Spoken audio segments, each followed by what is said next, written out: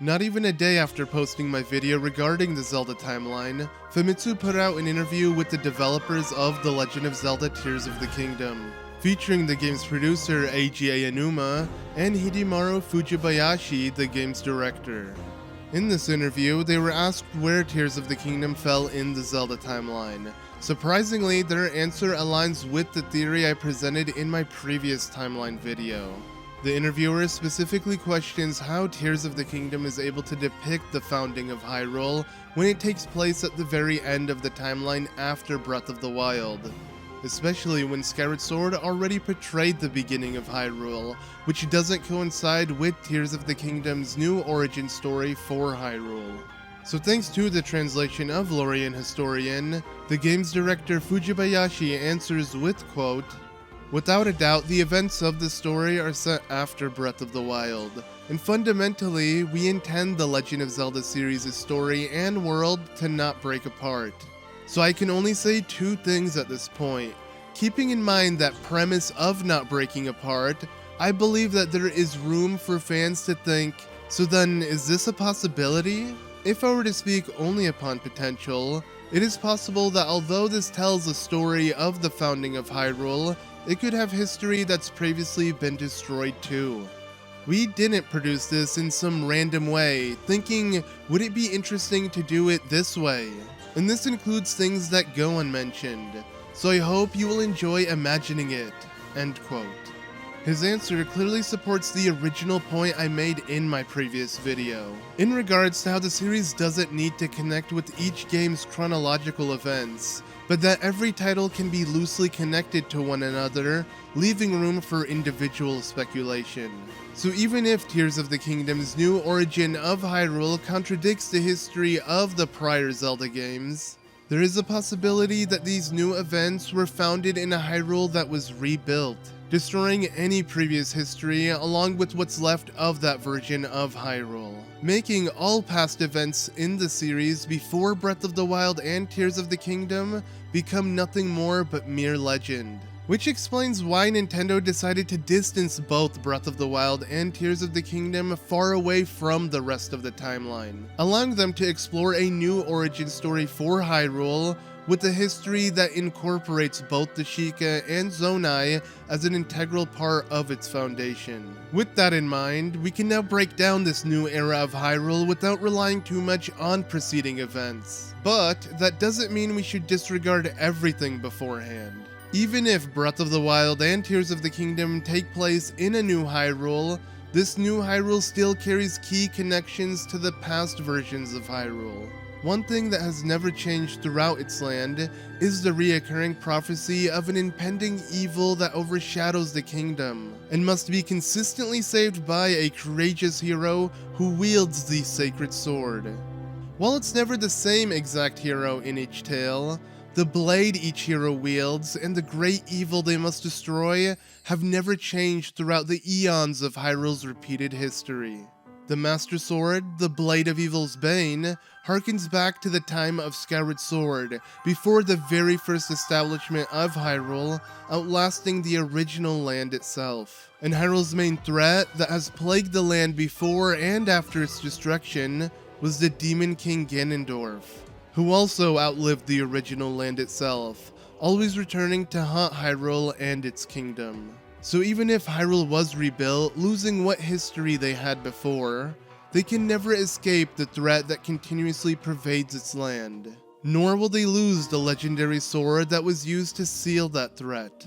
What has changed drastically though, is Hyrule's new reliance on both the Sheikah and Zonai tribes. Before the era of Breath of the Wild and Tears of the Kingdom, Hyrule only needed help from the Triforce wielders. Link, who wielded the Triforce of Courage, and Zelda, who wielded the Triforce of Wisdom. Ganondorf, who had access to the Triforce of Power since Ocarina of Time, only sought out the rest of the Triforce from Link and Zelda.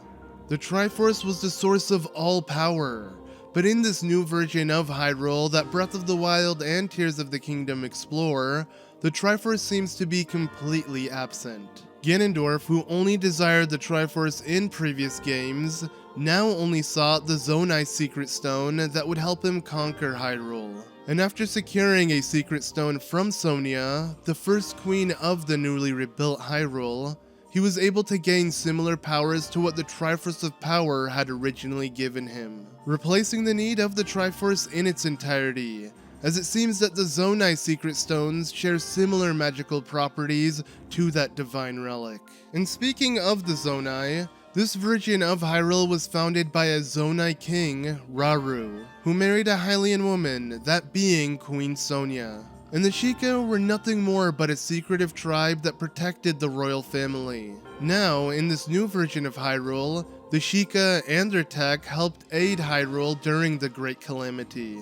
And the Zonai are connected in the founding of its kingdom. Not just in its king, but also in one of the many reincarnations of Hyrule's chosen hero. Before, Hyrule's hero was always a Hylian named Link. Each hero carried the spirit of the previous one. But during the Great Calamity that precedes Breath of the Wild, Hyrule's hero was actually a Zonai, or a Zonai Hylian hybrid.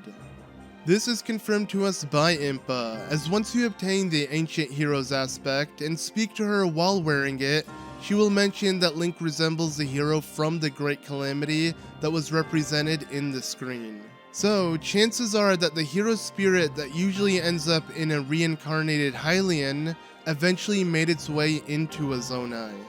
Though it is odd how there was a Zonai still around after King Rauru and his sister Minoru passed on, since we're told that they were the last of their kind. So could Rauru and Sonia have had an offspring that wasn't mentioned, creating a lineage of Zonai Hylian hybrids? That seems like the only logical explanation. Though honestly, I thought that this new direction was a bit weird. Having this new version of Hyrule be ruled by a Zonai and not Hylian, I mean their land is literally named after their kind. Yet instead, Rauru is their new founder, who pretty much is a furry who married a Hylian woman. Even Ganondorf seems to mock their relationship. And now you rule as king, and have taken a Hyrulean woman as your wife. Your Majesty has certainly risen above your admirable lineage. Most impressive. Having the Gerudo King first appear as an ally before showing his true nature. This was a great way for Nintendo to retell a similar story without retconning the previous. It was a chance for Ganondorf to start a new relationship with the kingdom, even if it was short-lived. And the parallels don't just end there. With Zelda having traveled back in time in Tears of the Kingdom, she accompanied Rauru and Sonia while feeling uncertain that Ganondorf meant well at that time. Similar to how Zelda in Ocarina of Time had a premonition that Ganondorf was evil, but couldn't convince her father, the king, during that era either. And speaking of Princess Zelda, while Zelda usually remained as the damsel in distress throughout the series, being the reincarnation of the goddess Hylia who carried the Triforce of Wisdom, the series never felt actually about her, especially when the series is called The Legend of Zelda. But in Tears of the Kingdom, with Zelda time traveling to the past during the inception of the new Hyrule, she became a part of its new legend from the very beginning, as witness to the first king and queen of Hyrule and the revival of the Demon King, while also surviving every other being besides Ganondorf. She was the keeper of the Master Sword for Link and became an immortal dragon of light until Link was able to rescue her, thus turning her into an actual legend, making the name of the series finally make sense, as Tears of the Kingdom truly felt like the Legend of Zelda. With this new era of Hyrule, Nintendo is now able to explore a myriad of new and old ideas and not have to focus on parallels between the two. We've seen the introduction of the Zonai and the revival of the Sheikah, while also bestowing upon all the other tribes of its land, the Zora, Rito, Gerudo, and Gorons, more meaningful duties, becoming champions and sages of Hyrule, who utilized the powerful tech and relics from both the Sheikah and Zonai tribes, such as the Divine Beasts and the Zonai Secret Stones, replacing the need of the Triforce, which limited its divine power to a select few. It now seems that Hyrule's never-ending legend is no longer only about our hero, its kingdom's princess, and the Demon King, but also a unified effort of many races and tribes that all need to come together to fulfill its prophecy.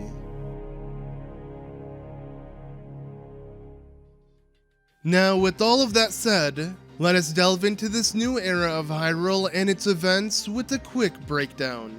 Breath of the Wild and Tears of the Kingdom take place in a newly rebuilt version of Hyrule. This Hyrule was founded by a Zonai king named Rauru and a Hylian queen who is a reincarnation of the goddess Hylia named Sonia. They were accompanied by the current reincarnation of Hylia, Princess Zelda from the future. She ended up in the past by traveling back in time to escape the awakening of the Demon King. That being Ganondorf, who destroyed the Master Sword in the present time when he first awakened. Zelda used the power of the Zonai Secret Stone to travel back in time, which she picked up from the hand who was sealing Ganondorf's body. In the past timeline, Ganondorf killed Sonia and stole her Secret Stone, reawakening as the Demon King. King Rauru then brought together the many races of Hyrule and created the sages of the Zonai Secret Stones.